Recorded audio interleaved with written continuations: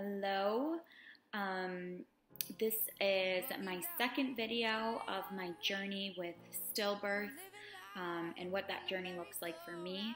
And I just want to first of all say thank you for all of the people who have encouraged me to keep going, all of the people who have shared their stories with me, all of the people who have supported me silently, who have sent us cards, who have sent us gifts, who have just been there to listen. It's so important, and it means the world to us.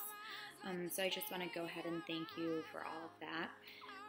And then also too, I just want to say that upon hearing some of the feedback of how making my video about my stillbirth journey and about the day that Briggs was born was something that did help other people, whether or not they had that journey themselves, whether or not they needed to know or understand how to support, myself and my husband, or whether or not they just simply needed to know how someone who is going through this journey feels. And so I did get a lot of praise, which thank you for. I did get a lot of people who reached out and just said thank you and loved us. And I just want to acknowledge that first. And I want to acknowledge kind of my plan going forward. I think that I decided to continue making videos. What that looks like, I am not mapping out because I'm going to do it on my own time, and I'm going to do it when I feel comfortable and when I feel like I have something significant to share. And I'm not sure how long I'll do it for, whether it will be something that I choose to do within my pregnancy journey or just continuing on in life. That's to be determined. So I want to go ahead, I want to jump into what happened. That big question, what happened? And I'm going to share some details, most of the details of my health, right? And what that looks like from a medical perspective. Prefacing, I am not a medical expert, but I did my due diligence to ask questions and to do my own research so that I could then turn around and give this information to other people and try to put it into words that normal humans understand. And because we don't all go through medical school, right? And God bless the people who do, and I thank them, but unfortunately when you doctors are talking, we have no idea what you're saying half the time. So I took notes throughout this whole process. I researched, and I waited so long to make this video because I wanted to do it so much justice. My son deserves that.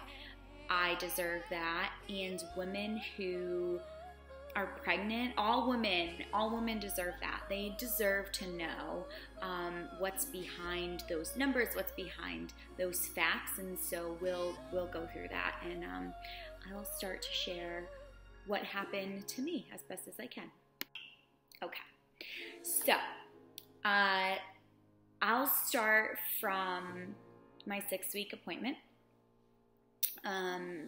Or in some women's cases, it may be 8 weeks, depending on whether or not they had a vaginal delivery or a C-section.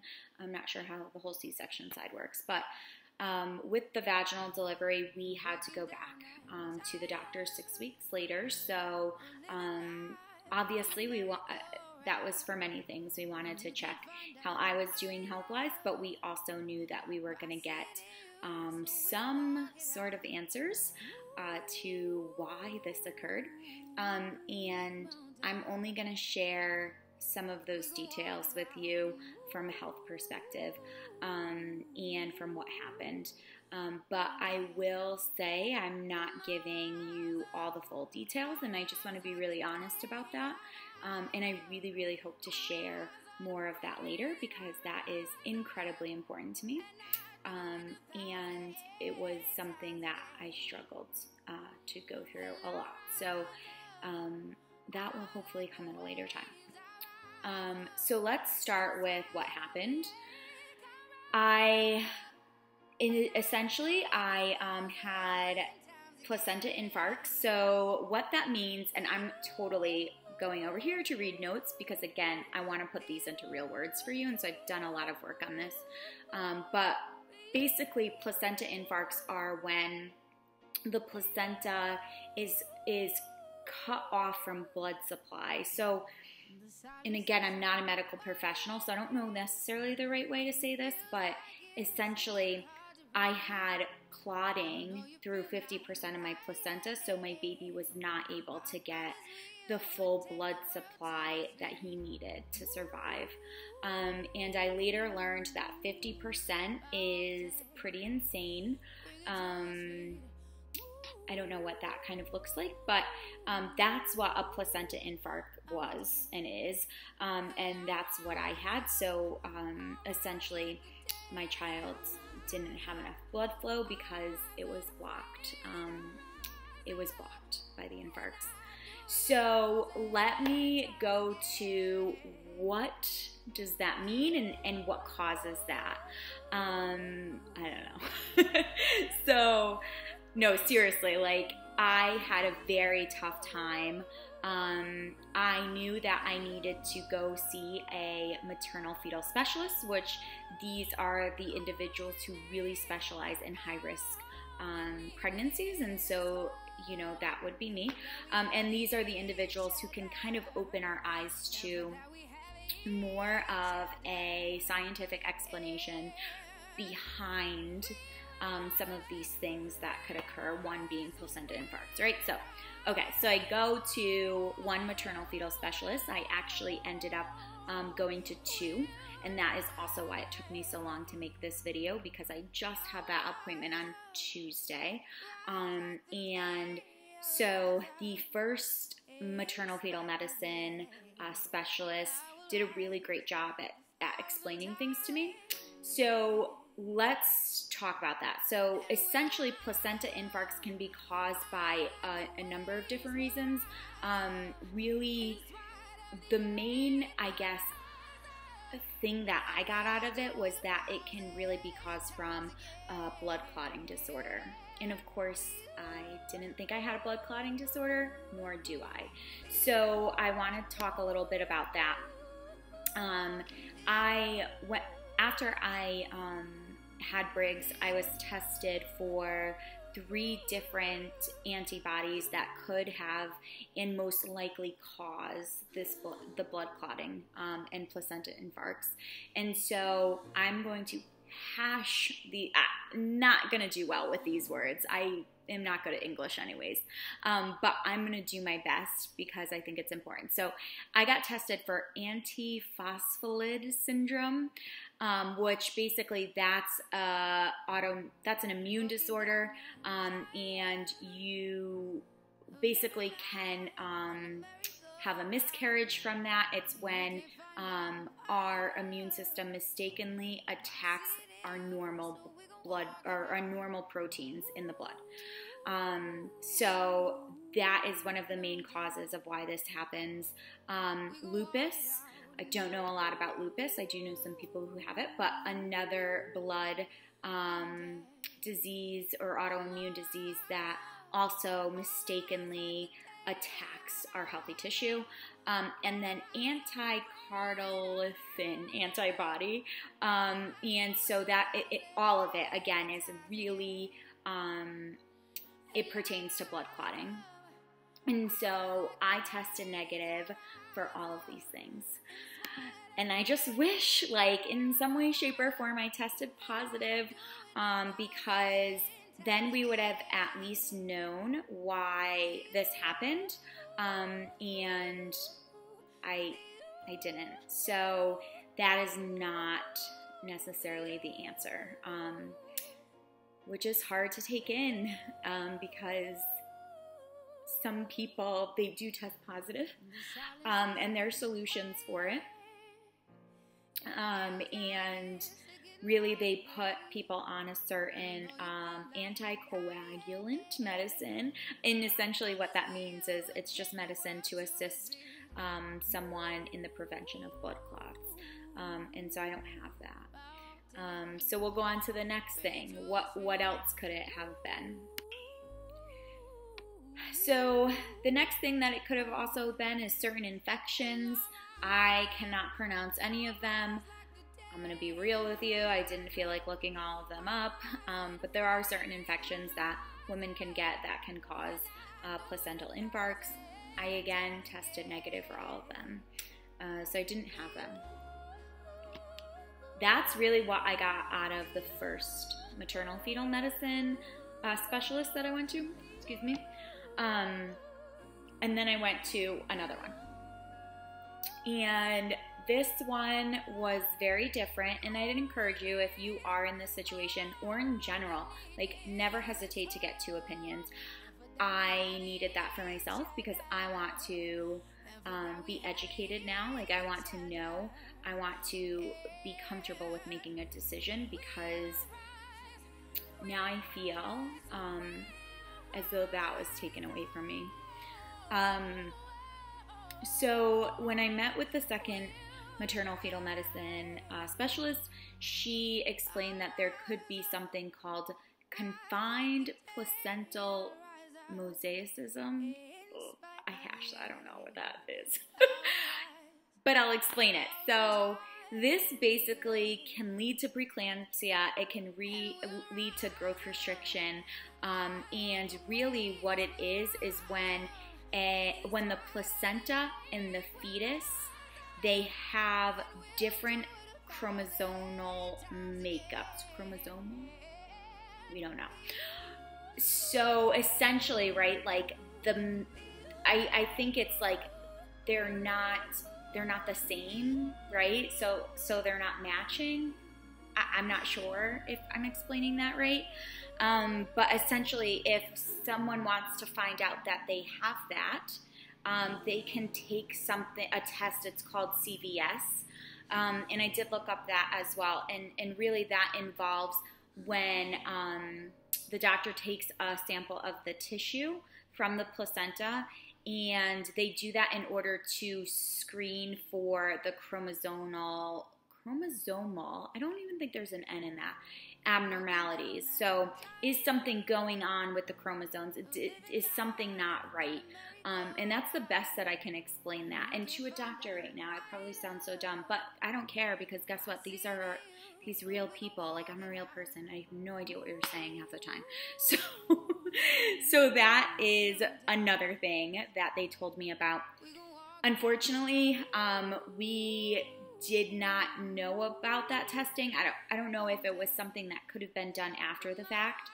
And if it was, I don't think we said yes to that. Who cares? I'm lying in a hospital bed, like, worst day of my life. I don't know what these people are saying, right? So I have to forgive myself for that one.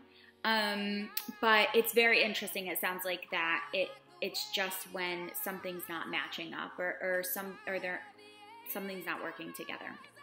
So that's probably the second biggest thing that I got out of this.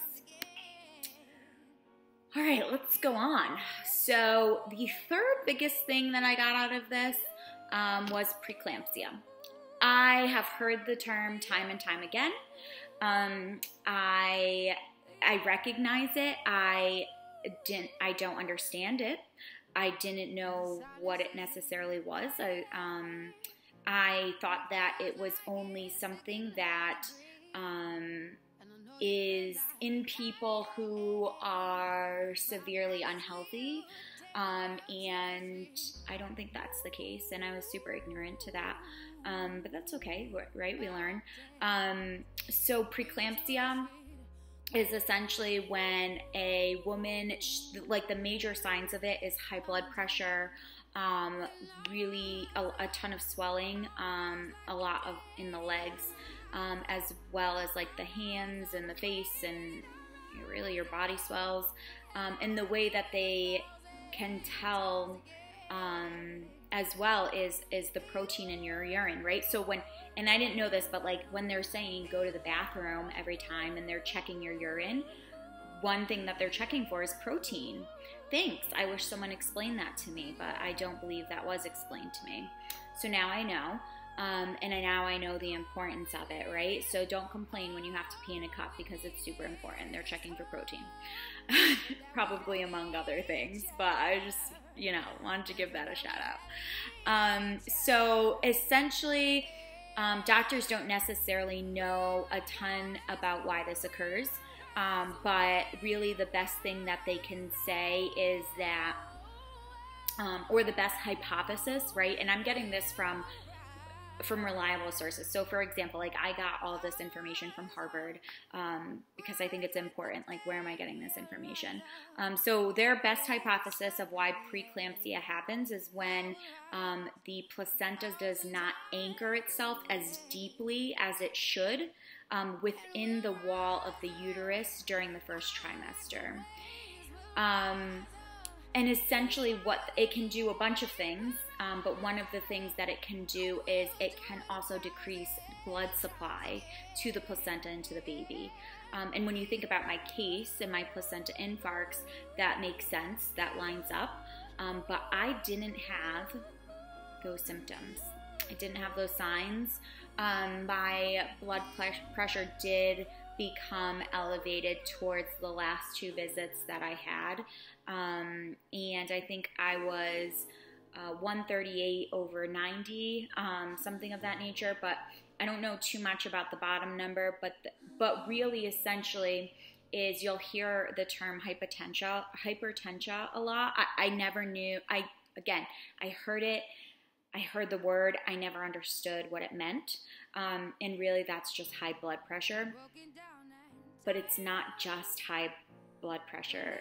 I have realized that blood pressure is so important when you're pregnant, ladies, and you need to check it. Like, you ask what your blood pressure is. Don't just let them take it and not say anything. Ask them, what is my blood pressure? Is my blood pressure good? Am I hypertensive? Because blood pressure and high blood pressure can lead to so many different things, and signs of high blood pressure means something else needs to occur. They need to watch you, and so I just want you guys to know that, like, it's not okay to have high blood pressure, and just be aware of that. Like, just be aware of that.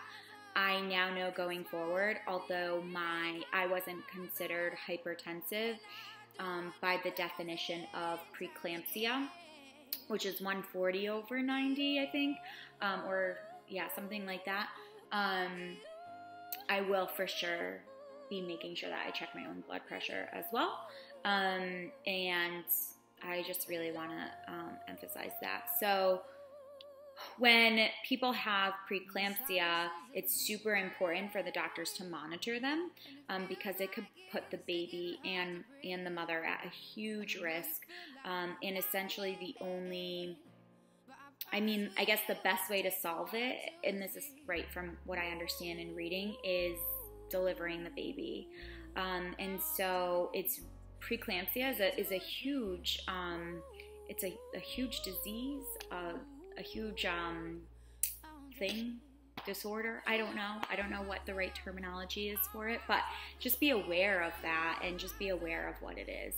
And I certainly will be aware of that. And when doctors suspect preeclampsia, you should be getting way more monitoring. And if you're not and you're nervous, ask and say something. Do not just think that it's okay to not speak up, because you have every right to. And I think that a lot of us are scared to ask questions because doctors, they have like just such a high vocabulary. They say things as if people are supposed to know these terms and definitions, and we don't, right? So we have preeclampsia as well, could be the cause for why this happened. So those were kind of my three main things that I took away, with no definite answer. So that sucks. We can't confirm it was preeclampsia. Again, I had no signs or symptoms of it, and normally I guess like you would have severe, you would know kind of thing. I couldn't tell you whether or not it was a chromosome issue because I didn't do the testing after, during, before. Not sure how that works. And I definitely know that it wasn't the blood clotting disorder because I tested negative for all of that. So essentially too is really what they said is honestly is that when, you know, when I first got pregnant, my body may just not have connected all the way with baby, which makes me so sad, right? Like it just makes me so sad. But I can't blame myself for that. Like all of our bodies are different. Whether you are thin, whether you are average, whether you are overweight, like don't let your weight make you think that there's something wrong. Of course, I believe that, you know, weight, whatever size you are, is going to have some sort of factor in pregnancy and in our health, right? But as far as like, the best way like I can describe it is, you know, did my baby die because I ate mozzarella sticks? You know, like, did my baby die because I drank literally 8 ounces of coffee every day? And those are the thoughts that I was having. And I gained within the normal average weight gain. So I didn't gain an excessive amount of weight. Just like, don't blame yourself for that stuff. I know it's super hard to say, but it's just, it sucks. So I want to talk about pregnancy again, and kind of like what I was told about pregnancy again, and what that looks like for us. So pregnancy again, pretty much right after we had Briggs, we were like, what does pregnancy look like again? Is there something wrong with me? Like, what does that look like, right? And so we were told we should really try to wait between 6 and 9 months to try to conceive again. And at the time, that seems like such a long time because I just went through 9 months of pregnancy and I don't have my baby. And so to wait another 6 to 9 months is devastating to hear, for some women, but for other women, like, they may choose to wait longer, and that's okay. Like, God, do whatever you want, whatever you feel comfortable with. But I know for my husband and I, we were, you know, that seemed like a long time for us, and we did want to try again after we talked about it. So essentially, one doctor told me, one maternal fetal specialist, she told me, because I tested negative for these blood clotting disorders, she wasn't super nervous that the reoccurrence rate would be high, and she wasn't super nervous if we decided to get pregnant before that 6-month mark. So, I mean, I'm sure she would have encouraged us to wait a little bit, but as far as like, you know, basically the way she put it was, if you get pregnant tomorrow, I'm not gonna freak out, because now we know that I need extra monitoring next time. Whereas when I went to the second opinion, they were pretty adamant about us waiting 6 months, and after that, I was like, all right, like, I think we're gonna wait closer to the 6 months, and that's just something that we decided. But I will say I've seen a lot of stillbirth stories where some people got pregnant fairly soon after, and that's okay. I'm assuming, and they had some sort of clearance by their doctor, or it just happened for them. But we've chosen for the 6 months mark. So essentially, again, I'm looking over towards my notes. Essentially, I'll talk more about what the specialist said when she wanted us to wait 6 months and what we have to do for that. So she wants us to, before we even think about getting pregnant again, she wants me to get retested for all of those blood tests just to ensure that they were accurate and they're correct, because obviously through pregnancy, like, your body is so messed up. It's not normal. It's not regular. So you kind of want to wait till you regulate again. So we are able to get tested. Well, my husband, he doesn't have to do anything. I am able to get tested after that 3-month mark. So actually in a couple weeks, I can go and get my blood tested again, which is it's super important. The other thing that they want me to do is, it sounds like she wants me to get an entire workup of just making sure that I'm monitoring my blood pressure. So is it varying? Is it relatively low? Is it staying normal?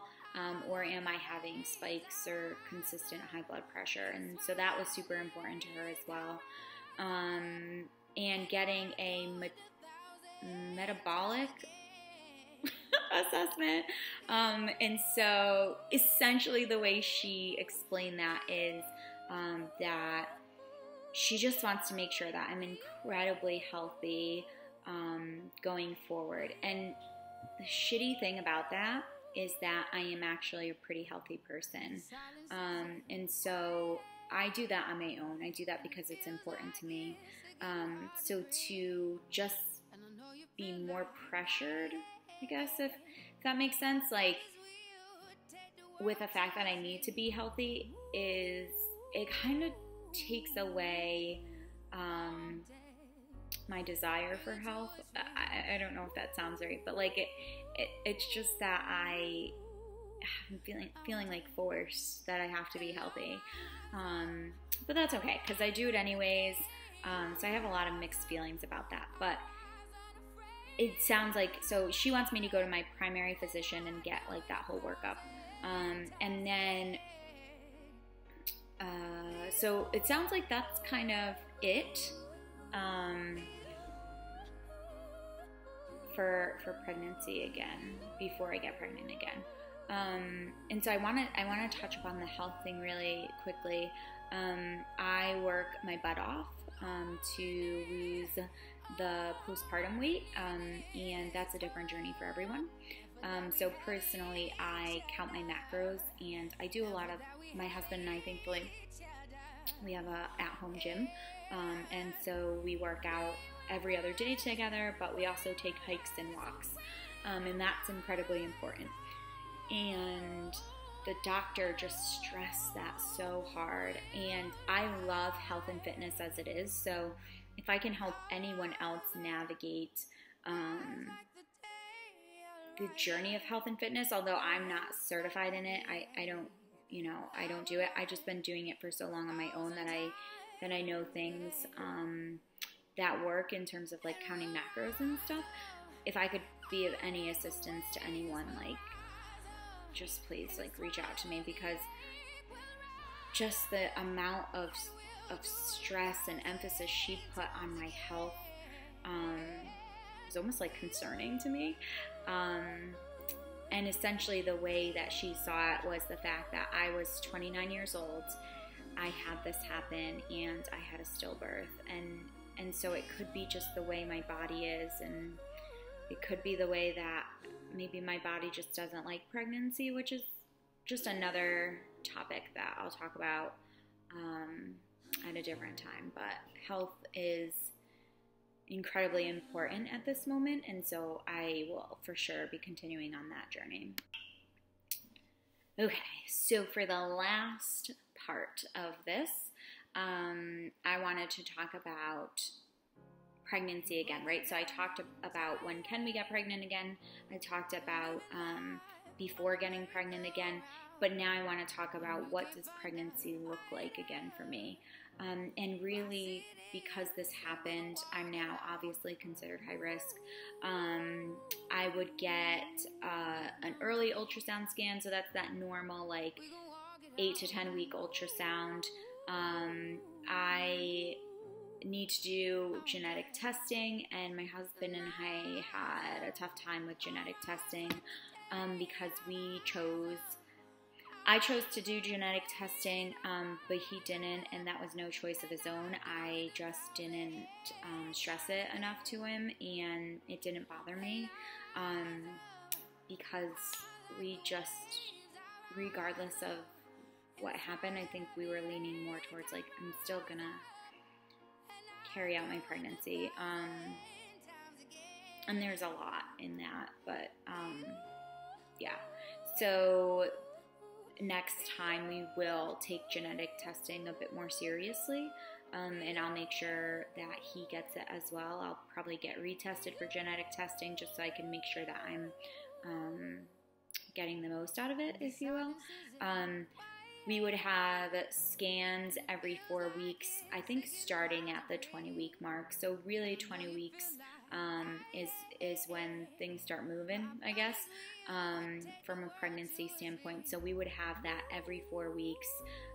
If there's any sort of like sign that the baby is smaller, we would obviously get them much more frequently, like so maybe every week, maybe every 2 weeks.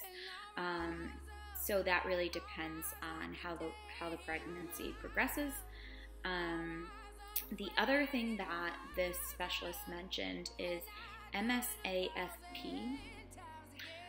That has something to do with getting alpha fetal protein test, and really it is a test that it's used for noting whether a mother is at risk of carrying a baby with a potential disorder. And it doesn't diagnose it, but it kind of is a sign that something else needs to be looked at, or more tests needs to be run. And there's that protein again, right? I didn't realize how important that was. And she really mentioned spina bifida. So she said they use this test to kind of test for spina bifida, but in other cases too, I guess it actually can help with showing signs of whether the placenta is growing properly, and whether the baby's growing with it, I guess. Again, I'm probably saying some of these things wrong, but this is from my understanding. So that test she kind of just brought up to us, and I feel like I didn't know that existed before, and I think that's something that we would do again, because it has other benefits besides like the genetic disorders. Like it's like, are you growing at the right rate, or like is something wrong? I think she said that it can help show signs of that. The other thing is that like I would need to go to a high risk OB practice. I would just need to do so many things. She talked about only gaining 15 to 20 pounds. I did gain around 33 pounds, she had said. So within the norm, but again, my health, like she was like, it's just so important, like, and just staying on top of it. And so I'm just now more determined than ever, like, to be healthy for myself, to be healthy for my future pregnancy, and to do it for my son, like, who I miss dearly. So again, that's kind of like all of the information that I got over the course of this. It's been about 10 weeks now. And so I'm giving you like all the medical facts and all of the research and the appointments and stuff.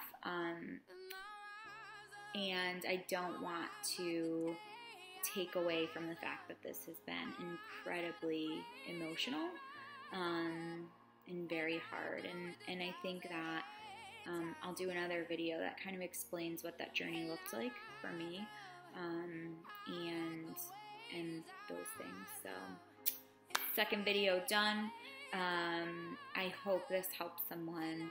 And for my pregnant friends, for my future pregnant friends, for future pregnant women, I say this: you are not me. I am not you. This is not your story. You have a different story.